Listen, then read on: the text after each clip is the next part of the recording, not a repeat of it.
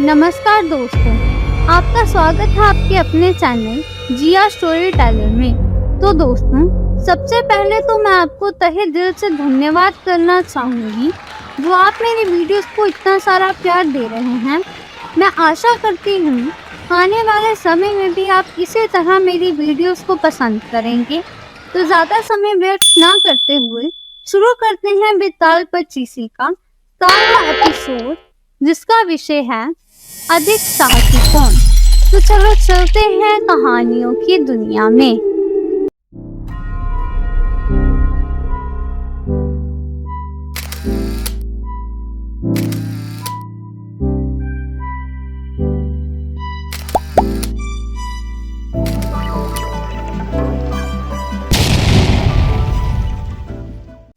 इस बार भी राजा विक्रमादित्य ने बड़े से पेड़ पर लटके बेताल को उतारा और उसे लेकर आगे बढ़ने लगे। खुद को बचाने के लिए बेताल ने फिर से राजा को एक कहानी सुनाई। बेताल कहता है, एक बार की बात है, कनकपुर नाम का एक शहर था जिसके राजा का नाम यशोधन था। वो राजा अपनी प्रजा का खूब ख्याल रखता था। उसी शहर में एक सेठ भी था जिसकी बेटी का नाम उन्मादिनी था। वह बहुत ही सुंदर और गुणी थी। उसे जो भी देखता वह उसे देखता ही रह जाता था। जब सेठ की बेटी बड़ी हुई तो सेठ ने उसकी शादी का निर्णय लिया। सेठ सबसे पहले राजा के पास अपनी बेटी की शादी का प्रस्ताव लेकर गया। सेठ ने राजा के पास जाकर कहा कि महाराज, मैं अपनी बेटी की शादी के बारे में सोच रहा हूँ। वह बहुत ही सुंदर, गुणी और विद्वान है।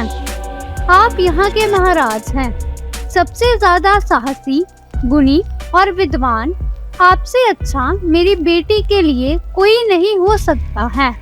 ऐसे में सबसे पहले मैं आपको निवेदन करना चाहता था, आप मेरी बेटी को पत्नी के रूप में अपनाएं, और अगर आपको मंजूर नहीं हो तो आप अस्वीकार कर दें।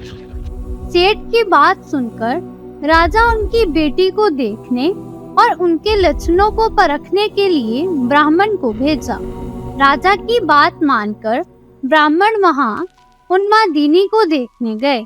ब्राह्मण उन्मादिनी को देखकर काफी खुश हुए, लेकिन दूसरे ही पल उन्हें इस बात की चिंता भी हुई कि अगर राजा ने इतनी खूबसूरत लड़की से शादी की तो वो पूरा दिन उन्हें ही देखते रहेंगे और प्रजा पर ध्यान नहीं दे पाएंगे।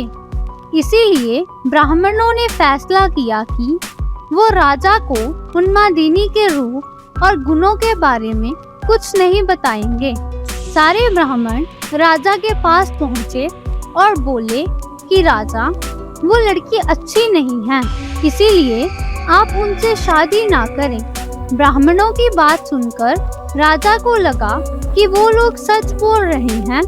राजा ने उन्मादिनी से शादी करने के लिए मना कर दिया। फिर सेठ ने राजा की अनुमति से राजा के सेनापति बलधर के साथ अपनी बेटी की शादी करा दी। उन्मादिनी शादी के बाद खुशी से रहने लगी, लेकिन कभी कभी उसके मन में यह बात जरूर आती थी कि राजा ने उसे बुरी औरत समझकर उससे शादी करने से मना कर दिया। एक बार बसंत के मौसम में राजा बसंत का मेला देखने निकले। राजा की सैर की खबर उन्मादिनी को भी मिली। वो देखना चाहती थी कि वो कौन राजा था जिसने उसके साथ शादी नहीं की। यह सोचकर उन्मादिनी अपने घर की छत पर राजा को देखने के लिए खड़ी हो गई। राजा अपनी पूरी सेना के साथ उधर से जा ही रहे थे कि उनकी नजर छत पर खड़ी उन्मादिनी पर पड़ी। उसे देखकर राजा पूरी तरह से आकर्षित हो गए। उन्होंने अपने सेवक से पूछा, यह खूबसूरत लड़की कौन है? तब सेवक ने राजा को सारी कहानी बताई। यह वही लड़की है जिसके साथ ब्राह्मणों के कहने पर आपने शादी करने से मना कर दिया था। बाद में इसकी शादी सेनापति बलधर के साथ हो गई थी। पूरी बात सुनकर राजा को गुस्सा आया और उसने ब्राह्मणों को नगर छोड़ने की सजा दे दी। उसके बाद राजा बार बार यह बात सोच सोच कर दुखी रहने लगा। उसे बार बार शर्म भी आ रही थी कि वो एक ऐसी लड़की के बारे में सोच रहा था जो पहले से ही शादीशुदा है। राजा के हाव भाव से आसपास के लोग उनकी मन की बात समझने लगे। राजा के मंत्री और चाहने वाले ने राजा से कहा, राजा, इसमें दुखी होने वाली क्या बात है? सेनापति तो आपके लिए ही काम करता है, तो आप उनसे बात करके उसकी पत्नी को अपना लें। राजा ने लेकिन मंत्रियों की बात नहीं मानी। राजा का सेनापति बलधर, जिससे उन्मादिनी की शादी हुई थी, वह राजा का भक्त था।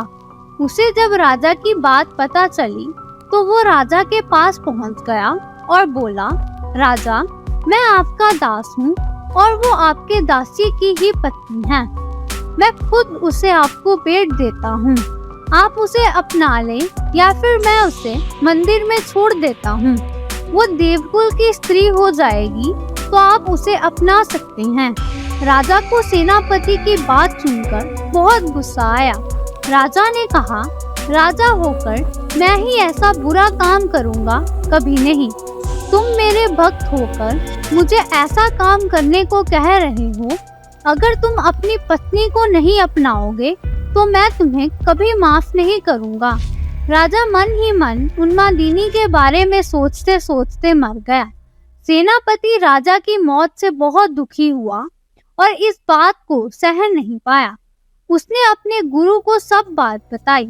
उसके गुरु ने कहा, सेनापति का धर्म होता है कि वह राजा के लिए अपनी जान दे दे।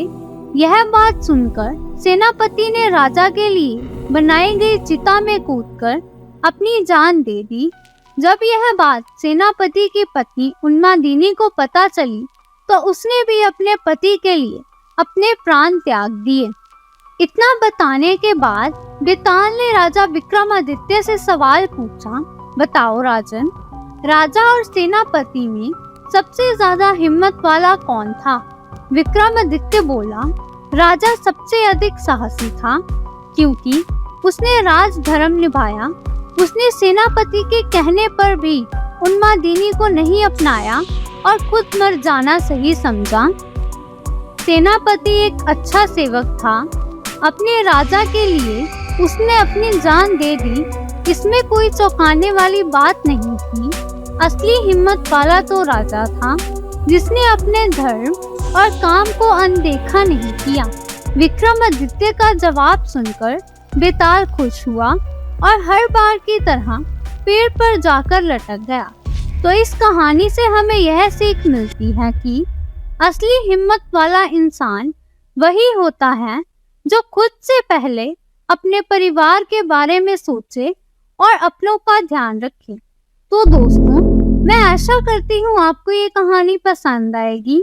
वीडियो अच्छी लगे तो लाइक करना, चैनल को सब्सक्राइब करना और अपने दोस्तों और रिश्तेदारों के साथ शेयर करना।